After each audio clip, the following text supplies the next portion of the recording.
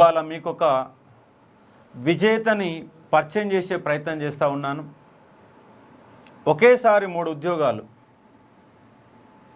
కంప్లీట్గా పేదరికం అయినా నేను ఏదో సాధించాలన్న తపనతోటి ఆర్థిక ఒడిదుడుకులు ఎదుర్కొన్న ఫైనల్గా విజేతగా నిలబడ్డాడు. నిన్న వచ్చినటువంటి రిజల్టులలో గ్రూప్ 2లో 155వ ర్యాంకు, గ్రూప్ 3లో 118వ ర్యాంకు. గ్రూప్ 2లో 155, గ్రూప్ 3లో 118, రెండు కూడా ఓపెన్లోనే ఉద్యోగాలు. ఆల్రెడీ మొన్న ఒక 6 నెలల ముందు వచ్చినటువంటి గ్రూప్ 4లో విజేత ప్రజెంట్ నిజామాబాద్ జిల్లా సోషల్ వెల్ఫేర్లో గ్రూప్ 4 ఉద్యోగం చేస్తూ ఉన్నాడు. అంటే పేదరికం ఉన్నప్పటికీ చాలామంది ఏమంటారంటే నాకు పేదరికం ఉంది అందుకే ఉద్యోగాలు కొట్టలేకపోతున్నా అంటారు. కానీ ఇక్కడ అట్లా కాదు. ఆ పేదరికమే ఉద్యోగం కొట్టడానికి కారణమైంది. నేను నిలబడాలంటే ఖచ్చితంగా చదవాల్సిందే. అతనికి ఒక క్లారిటీ ఉంది. ఇవాళ నేను ఎంజాయ్ చేస్తే రేపు నేను నిలబడలేను. ఎన్ని గంటలు చదవాలా, ఎంత చదవాలా, ఈరోజు నేను ఎన్ని గంటలు చదివినా అన్నటువంటి ఒక తనకు తాను ప్రశ్నించుకుంటూ మళ్ళా ఎక్కడోగా చదివింది గవర్నమెంట్ హాస్టల్లో. మనోడి యొక్క చదువును చూసి ఇతను నిలబడగలుగుతాడు, ఉద్యోగం కొట్టి సాధించగలుగుతాడు, ఇతను పేదరికం కారణంగా ఓడిపోకూడదని ఏ హాస్టల్లో అయితే ఉన్నాడో ఆ హాస్టల్లో ఉన్నటువంటి వార్డెన్, హాస్టల్ వెల్ఫేర్ ఆఫీసర్ తన కోసం 2 లక్షల రూపాయలు ఖర్చు పెట్టి పుస్తకాలు తెప్పించి సెంట్రల్ యూనివర్సిటీలో ఫస్ట్ ర్యాంకు రావడానికి కారణమైంది ఆ మేడం. అతని యొక్క ఇన్స్పిరేషన్ ఎలా కనబడుతుందంటే నిజంగా ఏ విద్యార్థి అయినా గవర్నమెంట్ ఉద్యోగం సాధించాలంటే ఏవేవో ఉండాల్సిన అవసరం లేదు. ఒక కళ ఉండాలా, ఒక కసి ఉండాలా, ఒక కళ ఉండాలా, ఒక కసి ఉండాలా. ఈ రెండు ఉంటే ఖచ్చితంగా మన విజేతగా నిలబడవచ్చు అని మోహన్ చెప్తా ఉన్నాడు. మరి ఆ మోహన్తో మనం మాట ముచ్చట కార్యక్రమం చేసే ప్రయత్నం చేద్దాం. లైవ్లో ఉన్న వాళ్ళు దయచేసి చాలామందికి ఒక ఇన్స్పిరేషన్ స్టోరీ కాబట్టి మీ వంతు బాధ్యతగా ఒకసారి లైక్ చేయండి, కామెంట్ చేయండి. మీతో మీరు లైవ్లో మీ యొక్క కామెంట్స్ చదివి మీకు కావాల్సినటువంటి అంశాలు కూడా మేము ఇచ్చే ప్రయత్నం చేస్తాం. ఇక్కడ ఒకసారి అన్ని గ్రూపులకు ఫార్వర్డ్ చేయండి, లైక్ చేయండి. మనం ఎందుకంటే రోజు మన ఉద్యమాలు చేస్తున్నాం, పాఠాలు చెప్తున్నాం, దాంతో అప్పుడప్పుడు చిన్నపాటి ఇన్స్పిరేషన్ కూడా ఇస్తూ ఉన్నాం. ఇది ఒక ఇన్స్పిరేషన్ స్టోరీ అనుకోండి. కాబట్టి దాని గురించి అన్ని విషయాలు మాట్లాడే ప్రయత్నం చేద్దాం. మిత్రమా, ఏం పేరు మీ పేరు? రేణుమోహన్ సార్. రేణుమోహన్, చూడండి చాలా బక్కగా ఉన్నావు. అవును సార్, ప్రిపరేషన్. అంటే ఈ బక్క ఉండడానికి కూడా పేదరికం అడ్డం అంట? అదేం లేదు సార్, మెయిన్ టెన్షన్స్ అంటే జాబ్ వస్తుందా రాదా అనేది. సో అలాంటి టెన్షన్స్ చాలా ఉండేవి. సో తినక, సో హాస్టల్లో ఫుడ్ బాగుండక. ఇప్పుడు టెన్షన్ అంతా పోయిందా? మరి పోయింది సార్. ఇప్పుడు కంప్లీట్ రిలాక్సబుల్. రిలాక్స్ అంటే రిలాక్స్ అయిపోతావా? ఇంకా మళ్ళీ నెక్స్ట్ మళ్ళీ ఇంకో యుద్ధం మొదలు పెట్టాలి? రిలాక్స్ అంటే నా లైఫ్లో ఒక స్టేజ్ వరకు వచ్చిన ఇంకా పైనకు ఎదగడానికి మాత్రం ఇంకా కృషి అయితే చేస్తాను. ఓకే, ఇప్పటికీ. ఇవాళ ఉద్యోగం వచ్చింది, జస్ట్ 2 నెలల ముందు నాన్న చనిపోయింది. అవును సార్, 2 months బ్యాక్. అప్పటికి ఇంకా గ్రూప్ 2 రిజల్ట్ వచ్చిందా? వచ్చింది సార్. ఆ రిజల్ట్ విన్న తర్వాత నాన్న ఏమన్నాడు? అప్పుడు చాలా హ్యాపీగా ఫీల్ అయింది సార్. నేను ఎంత కష్టపడ్డానో నువ్వు చూసినావు. సో నా కష్టం నువ్వు పడకుండా నీకు జాబ్ వచ్చింది, సో నాకు అది జాబ్ అని అన్నాడు సార్. అంటే జాబ్ వచ్చిందన్న సమాచారం విన్నాడు కానీ నువ్వు ఉద్యోగం లెక్కింది ఇంకా చూడలేకపోయాడు, దాన్ని ఎంజాయ్ చేయలేకపోయాడు. సో అది ఒకటి బాధాకరమైంది. అంటే జాబ్ వచ్చి హ్యాపీగా ఉన్నప్పటికీ సో నాన్నగారు అది చూడలేకపోవడం అనేది ఒకటి బాధాకరం అంతే. నువ్వు ఇప్పుడు ఈ చదువు వైపు అడుగులు వేయడానికి ప్రధాన కారణం అమ్మ. అవును సార్. అమ్మ గురించి ఏం చెప్తావు? అమ్మ సో అంటే మా అమ్మ ఏం ప్రత్యేకం కాదు, ప్రతి అమ్మ అందరికీ సపోర్టివ్గా ఉంటుంది. సో అందులో భాగంగా మా అమ్మ కూడా సో నాకు ఫైనాన్షియల్గా కానీ లేకపోతే చదువుకో అని కానీ అంటే ఒక్కరోజు కూడా నువ్వు చదువు బంద్ చేయని, అంటే అందరూ వర్క్ చేసుకుంటున్నావు, నువ్వు కూడా వర్క్ చేయాలి. సో అట్లా ఎన్నడూ కూడా ప్రెషర్ పెట్టకుండా నా నమ్మకంతో సో మా కొడుకుని ఇట్లా పంపిస్తాం, మా కొడుకు ఏదో సాధించి వస్తాడైన నమ్మకాన్ని ఆయన పెట్టుకున్నది. సో అది సార్. సో ఇవాళ ఏమంటుంది అమ్మ, ఏమంటుంది ఇప్పుడు ఉద్యోగం వచ్చినాక? ఈ అమ్మ మొదటగా ఎక్కువ ఎవరైనా హ్యాపీగా ఉన్నారంటే అది మా అమ్మనే సార్. ఓకే, మెయిన్గా చెప్పాలంటే. సో అది సార్. చిన్నప్పటి నుంచి వ్యవసాయ కుటుంబం, వ్యవసాయం పనులు చేసినావు, చేసినాను సార్. పశువుల కాడు పోయినావు, నాగలు దున్నావు, అవును సార్, గడ్డి మూపులు ఎత్తుకొచ్చినావు, అవును, అన్నీ చేసినావు. ఇంటర్మీడియట్ దాకా చేసినావు. అవును. డిగ్రీలు ఎందుకు చేయలేకపోయినావు అంటే హాస్టల్లో ఉన్నావు. హాస్టల్లో ఉన్నాం. కరీంనగర్ వచ్చేసి కరీంనగర్లోనే హాస్టల్లో ఉన్నాం. హాస్టల్లో ఉన్నాం. అంటే డిగ్రీలో ఉన్నప్పుడే నీ ఇటు సైడ్ గ్రూప్స్ వైపు అంటే ఉద్యోగం కొట్టాలన్నటువంటి బలంగా నీ మనసులో కలగడానికి కారణమైన అంశాలు ఏంటి చెప్పండి? మెయిన్ సార్, నా ఇంటర్ సెకండ్ ఇయర్లో మా అంజుబాబు అని ప్రిన్సిపల్ ఉండేవారు. ఓకే. సో ఆ సార్ ఆ గ్రూప్ 2 2016 గ్రూప్ 2 రాసేటప్పుడు సో నన్ను ఏమన్నా ఇట్లా ఒక బుక్ చదివారే ఇది నా క్వశ్చన్స్ అడుగు, సో అట్లా రెగ్యులర్గా సార్ నేనే అడగటోని. సో సార్ నాకేమన్నా చెప్పేటోడు అన్నట్టు. సో గ్రూప్ 2 ఉంటుంది, ఇట్లా మీరు చదవాలి, నువ్వు కూడా చదవాలి, నువ్వు కొంచెం అంటే ఇక్కడ కూడా చదువుతున్నావుగా, దీన్నే కంటిన్యూ చేయాలి. సో అట్లా చెప్పి ఇన్స్పిరేషన్ తీసుకొచ్చాడు అంజుబాబు సార్. ఆ తర్వాత డిగ్రీకి వచ్చిన తర్వాత అప్పటి నుంచి ఇంటర్ సెకండ్ ఇయర్ అయిపోయిన తర్వాత రెయిన్ మహేష్ అని మా అన్న అవుతాడు.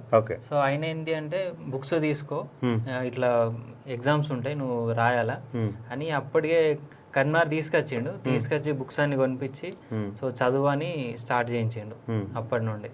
సో ఆ డిగ్రీ మొత్తం సో అయినా నేను కలిసి చదువుకున్నాం. సో అప్పుడు ఆ ఇన్స్పిరేషన్. ఆ తర్వాత ఇక డిగ్రీలో హాస్టల్ ఉన్నా, బీసీ వెల్ఫేర్ హాస్టల్లో. ఓకే. సో అక్కడ ఉన్న SWO మేడం, కవిత మేడం, సో ఆ మేడం చాలా హెల్ప్ చేసింది.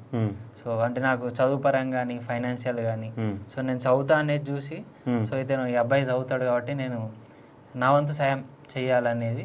సో ఆ మేడం గారు చాలా హెల్ప్ చేశారు. అంటే ఎట్లా హెల్ప్ అంటే ఎట్లా ఏం చేశారు? ఒకటి ఫైనాన్షియల్గా, ఇంకోటి మెంటల్గా కూడా. అంటే ప్రిపేర్ అయితే మాత్రం ఆల్రెడీ మేడం కూడా జాబ్ కొట్టచ్చారు కాబట్టి సో ఆ మేడం కూడా తెలుసు ఇట్లా ప్రిపేర్ అయితే వస్తుంది, ఏం లేదు నువ్వు టైం టు టైం చదవడం, టైం టు టైం తినడం. సో నీదైతే ఏదైతే డైలీ లైఫ్ ఉంటుందో సో ఆ డైలీ లైఫ్లో ఇప్పుడు ఒకళ్ళు వర్క్ అవుతారు, సో వాళ్ళ వర్క్ వాళ్ళు చేసుకుంటారు. సో సేమ్ అది ఇది కూడా ఒక వర్క్ లెక్క తీసుకొని సో నీ వర్క్ నువ్వు చేయాలి. అంటే ఆ మేడం ఓన్లీ నీ ఒక్కడికి ఇన్స్పిరేషన్ ఇచ్చిందా? హాస్టల్ అందరు చెప్పేది, అందరికి కానీ నువ్వు కనెక్ట్ అయిపోయావు. అది సో అందరికి చెప్తారు, సో అందరికి చెప్తారు కానీ తీసుకునే వాళ్ళు తీసుకుంటారు మెయిన్గా. సో అందరు ఒక రకంగా ఉండరు మెంటాలిటీ. సో అట్లా నేను కొంచెం ఎక్కువ ఇన్స్పైర్ అయినా. ఒకవేళ మేడం హాస్టల్లో ఉన్నప్పుడు ఆమె మేడం నీకు ఆర్థికంగా కానీ ఒక మానసికంగా కానీ ఆమె దొరకపోయి ఉంటే ఎట్లుండేది అంటారు?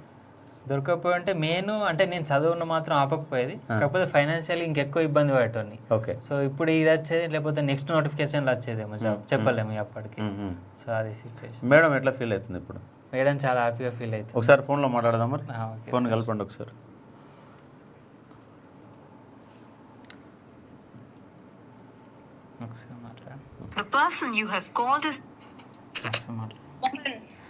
నమస్తే మేడం. నమస్తే అండి. నమస్తే మేడం, అశోక్ సార్ మేడం. మీ స్టూడెంట్ మన దగ్గర ఇప్పుడు లైవ్లో ఉన్నాడు, మీరు లైవ్లో కూడా మాట్లాడుతూ ఉన్నారు. మోహన్ గురించి ఏం చెప్తారు? మనోడు ఏమంటున్నాడంటే మేడం కృషి కారణంగానే వాళ్ళని గ్రూప్ 2 విజేతగా నిలబడగలిగిన, నాకు ఒక మెంటల్గా మేడం ప్రోత్సాహం ఇచ్చింది, దాంతోపాటు ఆర్థికంగా సహకారం చేసే వాళ్ళు చాలా తక్కువ మంది ఉంటారు. ఎందుకంటే ఓన్లీ హాస్టల్ వాడంటే ఏదో టైంకి వచ్చినామా, అటెండెన్స్ వేసుకున్నామా, కొడుగుడు లెక్క పెట్టినామా, బియ్యం లెక్క పెట్టుకున్నామా అని పోయే వాళ్ళు చాలామంది ఉంటారు. కానీ అతనిలో ఉన్నటువంటి ప్రతిభను గుర్తించి నువ్వు ఉద్యోగం కొట్టగలుగుతావు అని చెప్పేసి అతనితో అడుగులు వేయించినటువంటి మీరు ఇలా గ్రూప్ 2 విజేత నిలబడ్డాడు. ఎట్లా ఫీల్ అవుతున్నారు మేడం మీరు? చాలా హ్యాపీ ఉంది సార్. యాక్చువల్గా ఆయన ఫస్ట్ డే వచ్చిన రోజే ఆయన మార్క్స్ చూసిన తర్వాత నేను ఈయనతో ఏదైనా సాధించగలను అనుకున్నాను.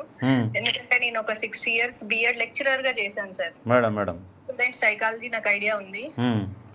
ఫస్ట్ డే నుండి కూడా మోహన్ కాలేజ్కి వెళ్ళి రాగానే టైం వేస్ట్ చేసుకోకుండా నా దగ్గర ఉన్న బుక్స్ చూసి ఆశ్చర్యపోయి నేను ఆయనను ప్రోత్సహించిన సార్. ఫస్ట్ థింగ్ మా దగ్గరకు వచ్చేసరికి అబ్బాయి దగ్గర NCERT టెక్స్ట్ బుక్స్ అన్ని ఉన్నాయి. ఇంటర్మీడియట్ అయిపోయి మన డిగ్రీకి వచ్చాడు సార్ నా దగ్గరికి.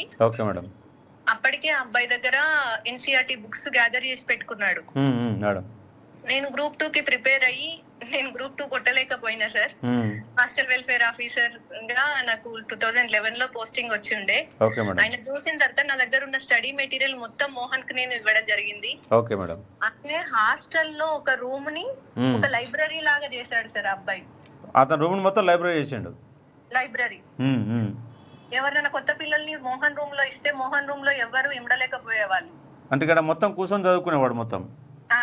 సో అట్లా ఒక 6-7 పిల్లలు మాత్రమే. ఆయన 3 ఇయర్స్ హాస్టల్లో ఉంటే 3 ఇయర్స్ వేరే అంటే చదువు మీద ఇంట్రెస్ట్ లేని పిల్లలు ఎవ్వరు కూడా మోహన్ తోనే మింగిల్ అయ్యే వాళ్ళు కాదు. అసలు చాలా మంది ఆయనతో మాట్లాడడానికి కూడా అవాయిడ్ చేసేవాళ్ళు. ఆ విధంగా నేను అంటే ఆయనలో మాట విధానం గానీ ఆయన దగ్గర ఉన్న బుక్స్ తోని ఏది చదువుకుంటే నేను అది ప్రోత్సహిస్తా మోహన్, కానీ చదువుకోవాలని చెప్పడం జరిగింది సార్. ఫస్ట్ ఇయర్ రిజల్ట్ లోనే అంటే డిగ్రీ రిజల్ట్ కామన్ గా ఫస్ట్ ఇయర్ లో అందరూ లైట్ తీసుకుంటారు సార్. Okay madam. ఆయన మంచి పర్సంటేజ్ తో పాస్ అవ్వడం జరిగింది. ఆ తర్వాత మన సెంట్రల్ యూనివర్సిటీ ఎగ్జామ్ లో కూడా పాండిచ్చేరిలో వచ్చింది అడ్మిషన్. అది కూడా ఆల్ ఇండియా ఫస్ట్ ర్యాంక్. అవును సార్. నేను మా డిపార్ట్మెంట్ కి యాక్చువల్ గా చాలా అంటే ట్రై చేశాను. ఇంత మంచి స్టూడెంట్ ని మనము ప్రోత్సహించాల్సిన అవసరం ఉందంటే అని లెటర్స్ రాసిన, ఫైట్ చేయించాను, కానీ మా డిపార్ట్మెంట్ నుండి అది టైం తీసుకుంది. సో ఆ లోపు నువ్వు అసలు ఇబ్బంది పడద్దు అని చెప్పేసి 20,000 రూపీస్ మనం ఫీ పే చేయాలి పాండిచ్చేరి యూనివర్సిటీకి జాయిన్ కావాలంటే. Okay madam. ఇమ్మీడియట్ గా పే చేశాను. అక్కడ వెళ్ళాడు. వెళ్ళిన తర్వాత మళ్ళీ తనతో పాటుగా ఉండే ఫ్రెండ్స్ గానీ వాళ్ళు ఇక్కడ ఉస్మానియా యూనివర్సిటీలో ఉంటే ఇంకా మంచి ఆపర్చునిటీ ఉంటది మేడం నాకు, నేను ఇక్కడ చేస్తా అని చెప్పేసి. అంటే మోహన్ చెప్పే ప్రతి విషయంలో కూడా ఆయనకు ఒక క్లారిటీ ఉండేది. Okay madam. సో అందువల్ల నేను ఏదైనా సరే మొహమాట పడకుండా నన్ను అడగాలి, ఖచ్చితంగా నేను హెల్ప్ చేస్తాను. నేను సాధించలేనిది మోహన్ సాధించాలనే కసి నాలో ఎక్కువ ఉండేది సార్. Okay madam. అది సాధించగలిగిండు. నేను చాలా హ్యాపీ. ఇంకా యాక్చువల్ గా ఢిల్లీకి పంపించాలి, సివిల్స్ ప్రిపేర్ చేయించాలనే కోరిక ఉంది నాలో. ఇంకా అంటే ఆయన చాలా పూర్ అంటే poorest of the poor student గా కూడా మనం చెప్పుకోవచ్చు సార్. Okay madam. వాళ్ళ ఇంటికి వెళ్ళిన నేను చూసిన ధర్మపురి తిమ్మాపూర్ వాళ్ళది. Okay madam. వాళ్ళ అమ్మ కూడా నాకు చాలా సార్లు చెప్పి మీ వల్ల నా కొడుకు చదువుకోగలుగుతున్నాడు అని చెప్పేసి చాలా హ్యాపీగా ఫీల్ అయ్యేది సార్. అటువంటి స్టూడెంట్స్ ఎవ్వరున్నా హాస్టల్ వెల్ఫేర్ ఆఫీసర్ గా నేను ఎప్పుడు వాళ్ళని ప్రోత్సహిస్తూనే ఉంటాను సార్. ఇప్పుడు పనిచేసే దగ్గర ఇలాంటి స్టూడెంట్స్ ఏమైనా దొరికారా మీకు? మళ్ళీ నాకు కరీంనగర్ లోనే ఉన్నారు సార్. ఇక్కడికి వచ్చిన తర్వాత అంటే నేను ఇప్పుడు గజ్వేల్ లో వర్క్ చేస్తున్నాను సార్. అక్కడ చిన్న పిల్లల హాస్టల్ అంటే అప్ టు 10th. వాళ్ళలో కూడా నేను ఎవరి దగ్గర ఏ టాలెంట్ ఉంటుందా అని చెప్పేసి ఎవ్రీడే అట్లీస్ట్ ఒక ½ an hour స్టూడెంట్ దగ్గర స్పెండ్ చేస్తున్నా సార్. ఆర్ట్ ఉంటది ఒకరి దగ్గర అంటే వాళ్ళని మాట్లాడించడము, ఏదో ఒక రకంగా ప్రోత్సహించాలి. పిల్లలందరిలో ఒక్కొక్కరి దగ్గర ఒక్కొక్క నైపుణ్యం ఉంటది కదా సార్.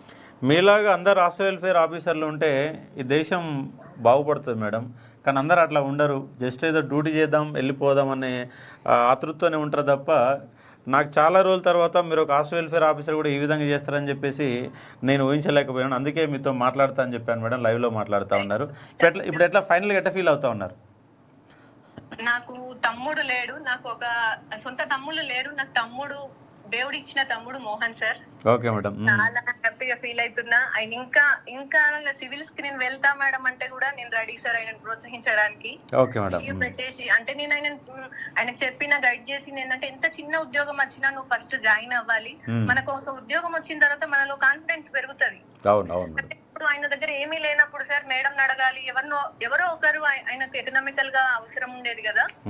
నీ ఉద్యోగం నువ్వు చేస్తూ జాయిన్ అయిన తర్వాత లీవ్ పెట్టినా సరే గానీ నువ్వు ఖచ్చితంగా జాయిన్ అవ్వని చెప్పడం జరిగింది సార్. అందుకే గ్రూప్ 4 వస్తే కూడా జాయిన్ అవ్వమన్నా నేను. ఇప్పుడు మన ఇంకా హ్యాపీయెస్ట్ మూమెంట్ ఏంటంటే బీసీ వెల్ఫేర్ లోనే ఫస్ట్ జాయినింగ్ ఇప్పుడు మోహన్ ది. అవును, మళ్ళీ నిజామాబాద్ లో తీసుకున్నారు.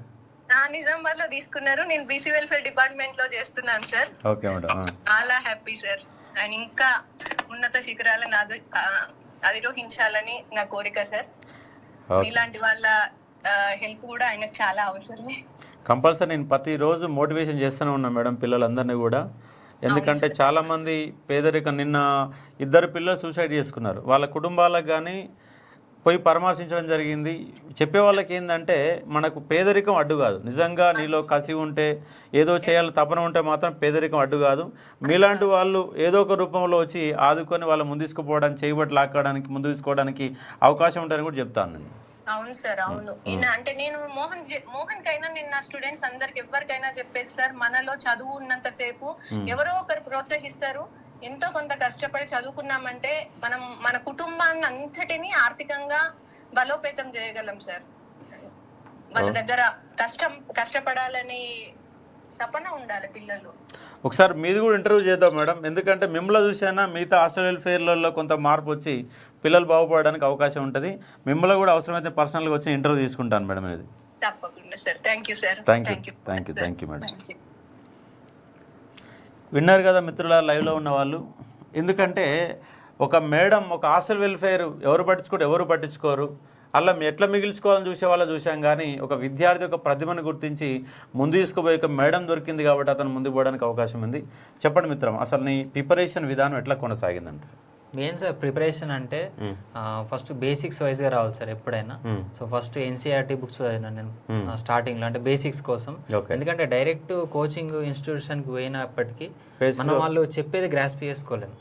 సో కాబట్టి మనం మొదట ఎన్సీఆర్టీ బుక్స్ చదవడం, అంటే బేసిక్స్ బుక్స్ ఏవైనప్పటికీ 10th క్లాస్ వరకు చదివిన తర్వాత అప్పుడు ఒక బేసిక్ అనేది బిల్డ్ అవుతుంది. ఆ తర్వాత ఏదన్నా ఒక ప్రైవేట్ కోచింగ్ ఇన్స్టిట్యూట్లో అంటే వారికి నచ్చింది, సో అందులో తీసుకుంటే మనకు ఒక గైడెన్స్ ఉంటుంది. సో ఆ గైడెన్స్ను బట్టి సో ఆ తర్వాత మనం సెల్ఫ్గా మళ్ళీ ఒకసారి అన్నీ రివైజ్ చేయాలి. సో ఎట్లా ఏంది, ఎంత సబ్జెక్టు ఇంత ఉంది, అట్లా మొత్తం రివైజ్ చేసుకున్న తర్వాత నెక్స్ట్ మెయిన్ పార్ట్ వచ్చేసి ప్రాక్టీస్ సార్. ప్రాక్టీస్ లేనిది అసలు జాబ్ అనేది అసలు కష్టం, మనం ఊహించలేం. ఎందుకంటే టెస్ట్ సిరీస్ రాయాలి ఒకటి, టెస్ట్ సిరీస్ రాసిందని అనాలిసిస్ చేసుకోవడం ఇంకో అయితే సార్. ఎందుకంటే చాలా మంది టెస్ట్ సిరీస్ రాస్తారు, రాసి అక్కడ పక్కన పడేస్తారు. కాకపోతే నేను ఎక్కడ లోపం చేసిన, అంటే నేను ఎక్కడ ఇంప్రూవ్ కావచ్చు, సో ఇవన్నీ అనాలిసిస్ చేసుకున్నప్పుడు మాత్రమే మనకు 360 వ్యూలా, అంటే ఎక్కడ నేను ఫాల్ట్ ఉన్నా, ఏ సబ్జెక్ట్లో ఏ పార్ట్లో అనేది మనకు తెలుస్తుంది సార్. చాలామంది ఏమంటారు అంటే అసలు కోచింగ్ అవసరమే లేదు, ఉద్యోగం కొట్టవచ్చు అంటే సార్. అట్లా చేసిన వాళ్ళు కూడా ఉంటారు సార్, కానీ పర్సంటేజ్ తక్కువ ఉంటుంది. ఎందుకంటే ఇప్పుడు మనకు ఒక అడిషనల్ అడ్వాంటేజ్ అది. సో అట్లా కొట్టలేరని మనం చెప్పలేం. కాకపోతే అడిషనల్ అడ్వాంటేజ్ వచ్చినప్పుడు మనం ఎందుకు కాదనుకోవాలి. దగ్గర దారి కోచింగ్ అనేది దగ్గర దారి. ఉదాహరణకు ఉద్యమ చరిత్ర ఉంది, ఇప్పుడు నా క్లాసు వినకుండా ఓన్లీ బుక్స్ పట్టుకొని చదివితే 6 నెలలు పడుతుంది. క్లాస్ అంటే 1 monthలో సబ్జెక్ట్ మీద ఒక గ్రిప్ రావడానికి, కొంచెం అవగాహన పెరిగి ఈజీగా అవడానికి అవకాశం ఉంది. నేను కూడా ఏం చేసిన అంటే ఫస్ట్ నాకు మూవ్మెంట్ అంత లేకుండా, ఎందుకంటే అప్పుడు బేసిక్స్ చదివినా, ఇప్పుడు ఎన్సీఆర్టీలో మన మూవ్మెంట్ ఉండదు కదా, ఉండదు. సో అప్పుడు ఏం చేసిన అంటే ఆ తర్వాత మీ ఆన్లైన్ ఉంటుంది తీసుకున్న ఆ వీడియోలన్నీ మొత్తం అంటే ఒకటి మొత్తం కంప్లీట్ చేసిన. సో అప్పుడు ఏంటంటే మీ స్టోరీ టెల్లింగ్ లెక్క ఉంటుంది మీ క్లాసెస్. సో ఈజీగా అండర్స్టాండ్ చేసుకొని, సో బుక్ తీసుకొని మొత్తం ఏదేం చెప్తున్నారు సారు, సో ఎక్కడ నేను వీక్ ఉన్నా, సో అప్పుడు నేను క్లారిటీ వినడం. సో అట్లా నాకు మీ క్లాసెస్ అనేది చాలా హెల్ప్ అయినాయి sir, online classes especially. Okay, ఇప్పుడు నోట్స్ ఇప్పుడు చాలా మంది ఏంటంటే మనకు విద్యార్థులు, అంటే మనం ఇప్పుడు గ్రూప్ 2 సంబంధించినటువంటి ఒక విజేతగా మాతో మాట్లాడుతున్నాం కాబట్టి ప్రిపేర్ అయ్యేవాడి ఉద్దేశంలో మనం ఇంటర్వ్యూ చేయాలి. ఏదో మాట్లాడితే అవసరం లేనట్టు ఒక సందర్భం. నేనేమంటున్నాను, సొంత నోట్స్ అనే దాని మీద ఒక 10 చర్చ జరుగుతుంది. నోట్స్ అనే కాన్సెప్ట్ మీద ఏం చెప్తావు? సొంత నోట్స్ ఉండాలనేది కాన్సెప్ట్ ఉండాలా? నువ్వు నోట్ తయారు చేసుకున్నావా? నేను పర్సనల్లీ అన్ని సబ్జెక్టులలో తయారు చేసుకోలేదు, కానీ మూవ్మెంట్లో తయారు చేసుకున్నా, ఇండియన్ హిస్టరీలో తయారు చేసుకున్నా, ఎకానమీలో తయారు చేసుకున్నాం. అంటే స్టార్టింగ్ తయారు చేసుకున్నాం, కానీ మనం సర్వే ఎప్పటికప్పుడు చేంజ్ అవుతూ ఉంటుంది. సో సర్వే రిలేటెడ్ ఏమన్నా పాయింట్స్ ఉంటే జస్ట్ అంటే రివైజ్ చేసుకోనికి 2 daysలో రివైజ్ చేసేటట్టు. సో అంటే చదివేటప్పుడే కొన్ని పాయింట్స్ రాసి ఒక చిన్న బాండిల్ లాగా చేసుకొని, అంటే ఎందుకంటే నెంబర్స్ ఎక్కువ ఉంటాయి కాబట్టి గుర్తుండదు సార్. సో కాబట్టి అది చిన్న రాసుకుంటే మనకు అంటే తక్కువ టైంలో షార్ట్ నోట్స్ లో రాసుకుంటాను సార్. అదొకటి నోట్స్ అయితే ఉండాలి సార్, తయారు చేసుకున్నాం. అంటే ఉండకుండా కొట్టిన వాళ్ళు ఉండొచ్చు, కాకపోతే ఉంటే ఇంకా మనకు అడ్వాంటేజ్ అవుతుంది అది. ఓకే, ఇప్పుడు ఇంకోటి ఏంటంటే చాలా మంది పిల్లలు 10 సారి క్వశ్చన్ ఏం చేస్తారంటే రోజుకి ఎన్ని గంటలు చదవాలా? 6 గంటలు చదవాలన్నా, 8 గంటలు చదవాలన్నా, 12 గంటలు చదవాలన్నా, ఎన్ని గంటలు చదివితే మనకు ఉద్యోగం కొట్టడానికి అవకాశాలు ఉంటాయి? ఇప్పుడు నా విషయానికి వస్తే సార్, నా యావరేజ్ తీసుకుంటే ఒక 8 hours అవుతుంది. కానీ ఒకరోజు 12 hours చదివిన రోజులు ఉన్నాయి, ఒకరోజు మొత్తానికి చదవని రోజులు ఉన్నాయి. ఇంకో అంటే అట్లా పర్టికులర్గా మనం ఇన్ని అవర్స్ అని చెప్పలేము సార్. అప్పటి సిచ్యువేషన్, నేను ఈ రోజు చదివినా సో 12 hours చదివినా, నెక్స్ట్ డే చదవలే అట్లా ఫీల్ కావద్దు. నేను చదవలే, అరే నాది ఏమో అవుతుంది, నేను చదవలేకపోతున్నా అనే ఫీల్ కాకుండా, సరే ఈ రోజు చదవలే కాబట్టి నెక్స్ట్ డే మళ్ళీ దాన్ని కవర్ చేసుకోవడం. సో యావరేజ్ గా మనం మెయింటైన్ చేయాలి. కానీ ఒకటేసారి 1 month స్టడీ సీట్స్ పెట్టడం అట్లా చేయకూడదు. కన్సిస్టెన్సీ అనేది ఇంపార్టెంట్. ఒకరోజు 1 hour చదివినావు సరిపోతుంది, అట్లా దాన్ని బట్టి రెగ్యులర్గా చదవాలి. రెగ్యులర్గా చదవాలి సార్. కన్సిస్టెన్సీ అనేది ఉండాలి, చాలా ఇంపార్టెంట్. చాలా మంది ఏంటంటే పొద్దుగాల 4 లేవాలా, లేదంటే 6 లేవాలా, నైట్ 11 గంటలకు పడుకోవాలా, అలారం పెట్టుకోవాలా, ఈ కండిషన్లు ఉంటాయి. మరి ఆ కండిషన్లు అధిగమించినట్టే కనబడతా ఉంది. అవును సార్. అట్లా ఏం లేదు సార్. నేను లాస్ట్ 4-5 months అంటే డే మొత్తం పడుకొని నైట్ మొత్తం చదివేది సార్. నైట్ అంటే ఈవినింగ్ 6కి స్టార్ట్ చేస్తే మళ్ళీ మార్నింగ్ 8 వరకు ఫ్రూట్స్ తెచ్చుకొని పెట్టుకునేది సార్. నైట్ 2కి తర్వాత 5కి అట్లా ఒక ఆకలి అయితే ఫ్రూట్స్ తినేది సార్. ఓకే, అట్లా నైట్ చదివేది. సో అట్లా అంటూ ఏం లేదు. అంటే నైట్ ఎందుకు పెట్టుకున్నాం? పొద్దుగాల ఎందరు పొద్దుగాల చదువుతున్నాం, నైట్ చదివినాను. మెయిన్ ప్రాబ్లం ఏంటంటే సార్ ఫోన్. సో చాలా మంది డిస్టర్బ్ చేస్తారు మధ్యాహ్నం.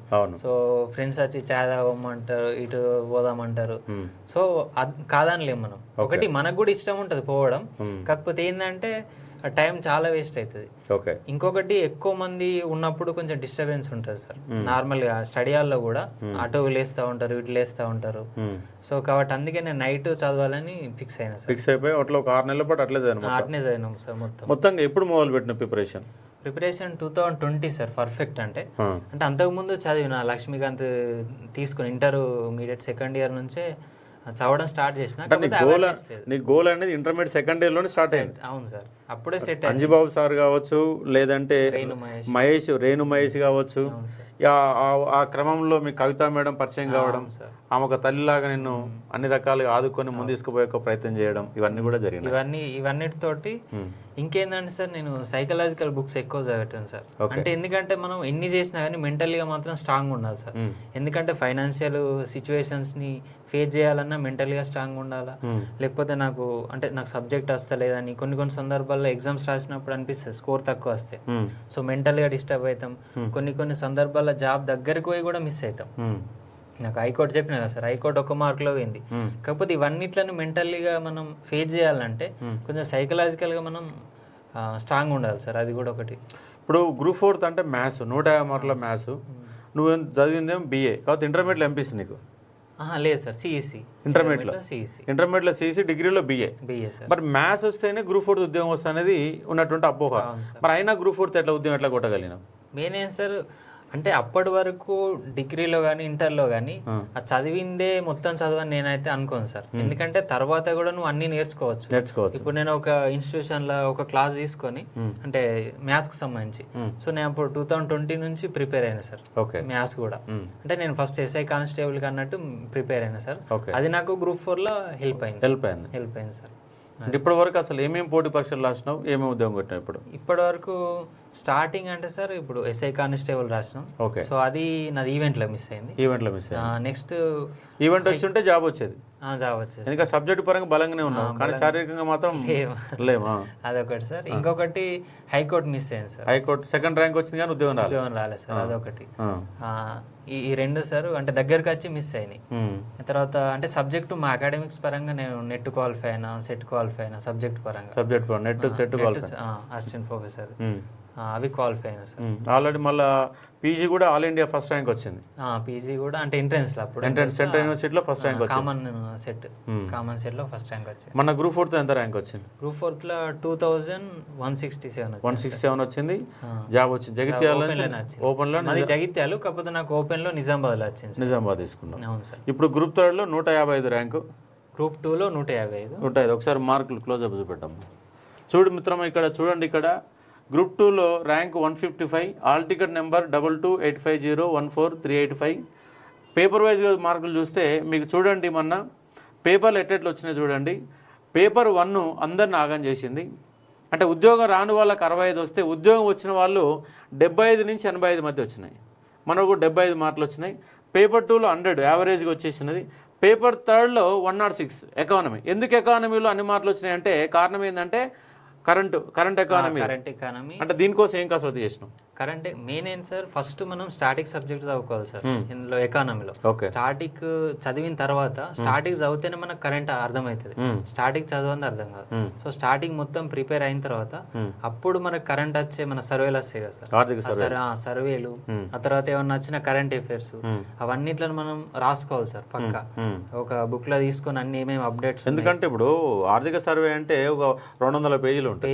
ఆ 200 పేజీలలో మనకు వచ్చి 20 మార్కులు. 20 మార్కులను దాన్ని ఒక దగ్గర చేయాలంటే కంపల్సరీ షార్ట్ నోట్స్ తయారు చేయాల్సింది. ఆ నోట్స్ ను పదే చేయడం వల్ల 106 మార్క్స్. అన్ని నెంబర్సే కాబట్టి గుర్తుండదు సార్ మాక్సిమం. సో మన ఒక్కరికే కదా అందరికి గుర్తుండదు అనేది మనం అర్థం చేసుకొని ఏం చేయాలా, ఒక నోట్స్ లో రాసుకోవాలి సార్. అదొకటి పదే మళ్ళీ రివిజన్ చేయడం. ఎకానమీలో 106, పేపర్ 4th లో 105 మార్క్స్. 105 సార్. కానీ దీంట్లో ఇంకా ఇంకో 10 మార్కులు రావాల్సింది, పెరగాల్సింది సార్. నేను అంటే నార్మల్ గా ఓన్లీ క్లాసెస్ చూసిన, ఒక బుక్ ప్రిపేర్ అయినా సార్. అంటే అంత ఎక్కువ చేయలేదు, మిగతా అన్ని మూడింటికి సేమ్ కష్టపడ్డా సార్. అవునవును. దానివల్ల 386 ర్యాంక్ వచ్చింది. 386 బీసీడీ. ఇప్పుడు నీకు ఓపెన్ లోనే వచ్చిందా బీసీడీలోనే? ఓపెన్ లోనే. ఆల్రెడీ గ్రూప్ 2 సంబంధించి సర్టిఫికేట్ వెరిఫికేషన్ అయిపోయింది. మనం మళ్ళీ గట్టిగా మాట్లాడినాం. గ్రూప్ 2 అయిపోయినాకనే గ్రూప్ 3 ఇవ్వాలని కొట్లాడిన కారణంగా గ్రూప్ 3లో 298 మార్క్స్ అంటే ఇది ఇంకా 118 ఇంకా దగ్గర ఉన్నటువంటి ర్యాంకు. పేపర్ 1లో 85, పేపర్ 2లో 103, పేపర్ 3లో ఎకానమీలో ఎక్కువ స్కోర్. చాలా మందికి పోయే మా ఎకానమీలో మార్కులు పోతే మోహన్ మాత్రం ఎకానమీలో 110 వచ్చినాయి, ఇక్కడ 106 వచ్చినాయి. రెండిట్లో అడ్వాంటేజ్ అనేది బాగా తీసుకున్నాం. అంటే కష్టపడగలగాలి అన్న నమ్మకం కనుక ఉంటే మన ఎకానమీ కూడా కష్టమేమి కాదు, దాంట్లో కూడా మార్కులు స్కోర్ చేయొచ్చు అని చెప్పేసి మోహన్ యొక్క బయోగ్రఫీ అన్ని చూస్తే మీకు కనబడతా ఉన్నాయి. అతనికి సంబంధించినటువంటి ఆల్ టికెట్ కూడా మీరు చూడవచ్చు. ఇది గ్రూప్ 2కి సంబంధించిన ఆల్ టికెట్, ఇది గ్రూప్ 3 సంబంధించినటువంటి ఆర్టికల్. ఇవాళ గ్రూప్ 2 అండ్ గ్రూప్ 3 కాకపోతే గ్రూప్ 2లో ఆల్రెడీ జాయిన్ అవుతాడు కాబట్టి గ్రూప్ 3కి ఇంకా సర్టిఫికేట్ వెరిఫికేషన్ పోవాల్సిన పని కూడా ఉండదు. ఎందుకంటే ఇట్లా ఇచ్చిన కారణం ఏంటంటే బ్యాక్లాగ్ ఏర్పడకుండా గ్రూప్ 3లో మరికొంతమందికి అవకాశం రావడానికి అవకాశం ఉంటుంది కాబట్టి అర్థం చేసుకునే ఒక ప్రయత్నం చేయవచ్చు. అంటే మోహన్ అనే వ్యక్తి పేదరికం అనేది అడ్డు కాదు. 10th క్లాస్లో 8.3 10th మార్క్స్ వచ్చినాయి. ఇంటర్మీడియట్లో సిఈసిలో 902 మార్కులు అండి. సిఈసిలో మార్కులు స్కోర్ చేయడం అంటే అంత ఈజీ కాదు. సిఈసిలో 902 మార్కులు తెచ్చుకొని బిఏలో 92% తెచ్చుకున్నాడు. అంటే ప్రతి విద్యార్థికి కూడా తన ఆలోచనలు మొదలయ్యేది ఇంటర్మీడియట్ ఫస్ట్ ఇయర్ సెకండ్ ఇయర్లో మొదలవుతాయి. ఎవరైతే ఇంటర్మీడియట్ని కరెక్ట్గా యూటిలైజ్ చేసుకొని డిగ్రీలో కనుక 3 ఏళ్ళు కష్టపడితే ఇంత చిన్న వయసులో 25 సంవత్సరాలు 26 ఇయర్స్లో ఇవాళ గ్రూప్ 2 విజేతగా నిలబడ్డాడు. అంటే అతని గోల్ ఎప్పుడు స్టార్ట్ అయింది? ఇంటర్మీడియట్ సెకండ్ ఇయర్లోనే గోల్ స్టార్ట్ అయింది. కానీ డబ్బులు మాత్రం లేవు. కానీ ఆ డబ్బులు అనేవి ఒక మేడం రూపంలో అతను ఆర్థికంగా నిలదొక్కుకోవడానికి అతను వాతావరణం తయారు చేసుకొని చివరికి రూమ్ మొత్తం కూడా ఆశలైనప్పుడు కూడా దాన్ని ఒక లైబ్రరీ రూమ్ లాగా మార్చుకుంటే ఆయనతోనే ఎక్కువ మంది గంటలు కూర్చొని ఓపిక లేక విద్యార్థులు కూడా దగ్గరికి వచ్చేవాళ్ళు కాదని చెప్పేసి మేడం చెప్తా ఉన్నారు. అంటే అట్లా ఒక బలమైన, ఎందుకంటే పేదరికాన్ని జయించాలంటే ఆయన దగ్గర ఉన్నటువంటి ఆస్తి ఒకే ఒక ఆస్తి, విద్య అనే ఒక ఆస్తి తప్ప ఇంకేం లేదు. ఆ విద్య అనే ఆస్తితోని ఇవాళ నిలబడగలిగిండు మోహన్. కాబట్టి పేదరికం అనేది అడ్డు కాదు, నిలబడడానికి తత్వం ఉంటే ఇక్కడ దురదృష్టకరం ఏంటంటే జాబ్ కొట్టిండు కానీ ఫాదరు ఒక 2 months క్రితమే చనిపోయాడు. అమ్మ ఒక గృహిణి, వ్యవసాయం చేసేది. కానీ నా కొడుకు ఏదో విధంగా ప్రయోజకుడు కావాలని ఒక చింతన ఆమెకు చిన్నప్పుడు సందే ఉండి ప్రతి బడికి పోయిన ప్రతి దగ్గర ప్రోత్సహించేదని చెప్పేసి మన మిత్రుడు చెప్తా ఉన్నాడు మోహన్. ఏమన్నా చెప్తావా? ఇంకా విద్యార్థులకు ఒక మెంటల్ పరంగా ఎట్లా ఉండాలని చెప్తావు చెప్పండి. అందరికీ చెప్పేది ఒకటే ఏంటంటే, ఒకటి జాబ్ కోసం, గవర్నమెంట్ జాబ్ కోసం ప్రిపేర్ అవుతున్నామంటే నేను లాంగ్ టర్మే ప్రిపరేషన్కి రెడీ అవుతా అనేది ఒకటి మైండ్లో పెట్టుకోవాలి. ఎందుకంటే మనం రాగానే 6 monthsలో ఏదో నోటిఫికేషన్ పడుతుంది, తర్వాత జాబ్ కొట్టేస్తామని ఇంటెన్షన్ ఎవ్వరికి ఉండొద్దు. ఎందుకంటే ఒక లాంగ్ ప్రాసెస్ ఇది. నార్మల్గా పర్టికులర్గా చేసే పని చేసినప్పటికీ గవర్నమెంట్ మినిమం ఒక 1 year అయితే పక్కా తీసుకుంటుంది. కాబట్టి ప్రతి ఒక్కరు మేము లాంగ్ టర్మ్కి ప్రిపేర్ అవుతున్నాం అనే ఉద్దేశంతో ప్రిపేర్ కావాలి. ఇంకోటి మీకు కోచింగ్ అనేది ఒక అడ్వాంటేజ్. సో అందరినీ తీసుకోవాలని చెప్పను, కాకపోతే మీ సిచ్యువేషన్స్, మీ ఆర్థిక పరిస్థితులను బట్టి తీసుకోండి. సో అది కూడా ఒక అడ్వాంటేజ్. ఇంకా మెంటల్లీ బ్యాలెన్స్, ఇంకొకటి ఎంజాయ్మెంట్స్ అనేది ప్రతి ఒక్కరు కోరుకుంటారు. సో నాకు చేయాలనిపిస్తుంది ఎంజాయ్మెంట్, ఇంకొకరికి అందరికీ చేయాలనిపిస్తుంది. కాకపోతే ఏంటంటే నేను ఎందుకోసం వచ్చినా, నా ఫ్యామిలీ సిచ్యువేషన్ ఏంది, మా అమ్మ నాన్న నన్ను ఇక్కడికి ఎందుకు పంపించారు అనేది ఎప్పుడు మైండ్లో ఉండాలి. మోటివేషన్ అనేది ఒక రోజు వస్తే ఆ రోజు వరకే ఉంటుంది. కాబట్టి ప్రతిరోజు మీరు మోటివేషన్ తీసుకోవాల్సిందే. మనం ఇప్పుడు అన్నం తింటే ఆ రోజు వరకు ఎట్లుంటుందో, కొన్ని గంటల వరకు ఎట్లుంటుందో, ఆ తర్వాత మనకి ఎట్లా ఆకలి అవుతుందో, సో అట్నే మనం మోటివేషన్ కూడా ప్రతిరోజు తీసుకోవాలి. సారు చెప్పే వీడియోలు కొన్ని ఉంటాయి, నేను చూస్తే అప్పుడప్పుడు. సో ఎంతో మోటివేషన్ కలిగిస్తాయి మనకు అవి. సో ప్రతిరోజు మనం ఆ వీడియోలు చూస్తూ మన మోటివేషన్ అనేది ఎప్పుడు బర్న్ చేస్తూ ఉండాలి. సో అప్పుడు మాత్రమే మనం సక్సెస్ వైపు వెళ్ళగలం. అదే సార్. ఇప్పుడు చాలామంది ఇప్పుడు పేదరికం, నాకు డబ్బులు లేవు అనే వాళ్ళకి నువ్వు ఇచ్చే సూచన ఏంది మరి? పేదరికం అనేది ఎప్పుడు అడ్డుగా సార్ నా దృష్టిలో. మనకు ఒక కళ ఉంటే, అంటే మనకు ఒక కళ అనేది ఒక విద్య కావచ్చు, ఏదైనా కావచ్చు, కళ ఉన్నప్పుడు ప్రతి ఒక్కరు తోడ్పాటు చేయడానికి రెడీ ఉంటారు సార్ నా దృష్టిలో. ఇప్పుడు నేను ఉస్మానియా యూనివర్సిటీలో అంటే డబ్బు లేవని ఉద్దేశంతో నేను ఉస్మానియా యూనివర్సిటీలో ర్యాంక్ కొట్టి, సో ఫ్రీ ఎడ్యుకేషన్ దొరుకుతుందని ఇంటెన్షన్ తోటి ర్యాంక్ కొట్టిన. హాస్టల్ కోసం ఫుడ్ హాస్టల్ ఫుడ్ కోసమే కొట్టిన సార్. సో అట్లా కాబట్టి మనకు కళ ఉంటే ఏది మనల్ని ఆపలేదు. అంటే ఇక్కడ చూడండి, మోహన్ చూడండి, డిగ్రీలో ఉన్నప్పుడే తనకు అనుగుణంగా వాతావరణాన్ని మార్చుకున్నాడు. తన రూమ్ని ఒక లైబ్రరీగా మార్చుకొని ఇంటర్మీడియట్లోనే ఎన్సీఆర్టీ బుక్ సేకరించుకొని చదవడం అంటే ఒక బలమైన గోలు, ఒక కసి, ఏదో ఒక సాధించాలన్న తపన మన ఇది విద్యార్థిలో అంటే మోహన్ యొక్క అణువు కనబడతా ఉంది అతనితో. ఎందుకంటే నేను ఇంటర్వ్యూ మొదలు పెట్టక ముందు ఒక 1 అవర్ మాట్లాడకపోతే అతని నుంచి ఏం రాబట్టాలన్న అంశం నాకు అర్థం కాదు. కాబట్టి మాట్లాడుతుంటే ఏమనిపిస్తుందంటే, అంటే మనము ఏదో ఒకటి సాధించాలా, ఏదో జన్మించామా, ఏదో పెళ్లి చేసుకున్నాం, పిల్లలు కన్నాం అనే కాన్సెప్ట్ కాకుండా మనకంటూ ఒక ఇది ఉండాలా అన్నటువంటి ఒక తత్వం కనబడతా ఉంది. చదవాలని ఒక తపన, అంటే పేదరికమే, ఆ పేదరికాన్ని జయించాలంటే కంపల్సరీ ఏదో ఒకటి సాధించాలా అన్న ఒక లక్ష్యము మిత్రుల్లో కనబడతా ఉంది. మీరు కూడా మోహన్ని స్ఫూర్తిగా తీసుకొని మీ టైంను వృధా చేయకుండా, ముఖ్యంగా మనదంతా మధ్యతరగతి మహాభారతం, నువ్వు గ్రూప్ 4తో రాస్తున్నావంటే, నువ్వు గ్రూప్ 2 రాస్తున్నావంటే, నువ్వు ఎస్ఐ కానిస్టేబుల్ ప్రిపేర్ అవుతున్నావంటే, నువ్వు ఒక డిఎస్సి ప్రిపేర్ అవుతున్నావంటే నీది మధ్యతరగతి మహాభారతమైన ఉండాలా, లేదా అతి దరిద్రంలో పేదరికంలోనే ఉండాలా. ఈ పేదరికాన్ని, మధ్యతరగతాన్ని జయించాలంటే నీ దగ్గర ఉన్నటువంటి ఒకే ఒక ఆయుధము ఎడ్యుకేషన్ మాత్రం, చదువు మాత్రమే. అది తప్ప నీ దగ్గర ఇంకేం లేదు. ఒకళ్ళు సివిల్స్ ప్రిపేర్ అవుతుందంటే ఆర్థికంగా నిలదొక్కున్న వాళ్ళు 90% మంది సివిల్స్ ప్రిపేర్ అయ్యే వాళ్ళందరూ కూడా కాన్వెంట్ స్కూళ్ళల్లో ఇంగ్లీష్ మీడియం చదివిన వాళ్ళు లాంటి వాళ్ళు కనబడతారు. కానీ మన ఈ చిన్న ఉద్యోగాలు, డిఎస్సి, గ్రూప్ 2, ఎస్ఐ కానిస్టేబుల్, అలాగే చిన్న ఉద్యోగాలన్నిటి కూడా, చిన్న ఉద్యోగాలు ఇంకా గ్రూప్ 2 అంటే పెద్ద స్థాయి ఉద్యోగాలను కూడా కొట్టాలంటే మనం మధ్యతరగతిలోనే ఉన్నాం, పేదరికంలోనే ఉన్నాం. అయినా ఆ పేదరికాన్ని జయించాలా, మన ఉన్నత హోదాలో ఉండాలా, రేపు ఒక 10 మందికి స్ఫూర్తిగా నిలబడాలా. మోహన్ కూడా అదే సలహా ఇచ్చాను. ఇవాళ నువ్వు ఉద్యోగం కొట్టినావు, నువ్వు ఒక్కడే ఉద్యోగం కొట్టడం కాదు, రేపు 100 మందితో గ్రూప్ 2 కానీ గ్రూప్ 3 కానీ ఇంకో గవర్నమెంట్ ఉద్యోగాన్ని కొట్టడం కోసం అవసరమైతే 100 మందిని ఒక వాట్సాప్ గ్రూప్గా తయారు చేసుకొని వాళ్ళకు నిత్యంగా సలహాలు సూచనలు ఇస్తూ ప్రిపరేషన్ మెలకువలు నేర్పిస్తూ అప్పుడప్పుడు వాళ్ళు రెగ్యులర్గా టచ్లోకి వెళ్తూ అవసరమైతే గ్రూప్ కాల్లో టచ్లోకి వెళ్తూ వాళ్ళని ఒక ఉత్సాహం వైపు నడిపిస్తే, వాళ్ళని చదువుకునే మాదిరిగా తయారు చేస్తే నీకు ఒక సంతృప్తి మిగులుతుందని చెప్పేసి ఇంతమంది సలహా ఇచ్చాను. కంపల్సరీ దాన్ని పాటిస్తాను సార్. నాతో పాటు ఒక 100 మందిని తయారు చేసే బాధ్యత కూడా నేను తీసుకుంటానని చెప్పేసి మోహన్ చెప్తా ఉన్నాడు. కాబట్టి ఇది మోహన్తో సంబంధించిన ఒక ఇంటర్వ్యూ. ఇలాంటి మరికొన్ని ఇంటర్వ్యూలతో, అంటే మీలో అంటే ఇంటర్వ్యూ చేయగానే నాకు ఏదో వస్తున్నది ఏం లేదు. ఎందుకంటే మీ ఒక్క మోహన్ చూసి రేపు ఒక 20 మందో 30 మందో ఇన్స్పిరేషన్ అయితే అది రేపు భవిష్యత్తులో ఎంతోమందికి తయారవుతూ ఉండే అంశాన్ని ఇక్కడ అర్థం చేసుకోవచ్చు. మోహన్ యొక్క లక్ష్యం కూడా ముందు ఏంటంటే సివిల్స్ ప్రిపేర్ కావడం. వయసు 26 సంవత్సరాలే కాబట్టి, ఒక బీసీ కాబట్టి కంపల్సరీగా 30+ అవకాశం ఉన్నది. ఖచ్చితంగా రేపు సివిల్స్లో విజేతగా నిలబడాలని నేను కూడా ఆకాంక్షిస్తూ ఉన్నాను. వాళ్ళ గవర్నమెంట్ కూడా ఫిలిమ్స్ క్వాలిఫై అయితే ₹1 కోటి, మొత్తం ఎంత ₹1,00,000 ఇవ్వడానికి కూడా గవర్నమెంట్ సిద్ధంగా ఉంది. కాబట్టి మీ యొక్క మేధస్సుకు పదును పెట్టండి. ఇవన్నీ గందరగోళాలు ఖచ్చితంగానే ఉంటాయి. నోటిఫికేషన్ లేటుగా రావడం, పేపర్ లీకేజీ కావడం, పోస్ట్పోన్లు కావడం, ఏదో ఒక సందర్భంలో ఏదో ఎగ్జామ్లో ఏదో ఒక డిస్టర్బెన్స్ అయితే క్రియేట్ అవుతూనే ఉంటుంది. అన్నిటి కూడా అధిగమించి నిలబడాలంటే మనకు కావాల్సింది ఓపిక, చదవాలన్న ఒక తపన, ఒక కసి, నిలబడాలి. ఏ విధంగా ఏం చేసినా పర్వాలేదు, మన కాళ్ళ మీద మనం నిలబడాలని ఒక తత్వం కనుక మన మనసులో బలంగా నాటుకుంటే ఏది కూడా మన సక్సెస్ని ఏది కూడా ఆపలేదన్న అంశాన్ని ఇక్కడ అర్థం చేసుకునే ప్రయత్నం చేయవచ్చు.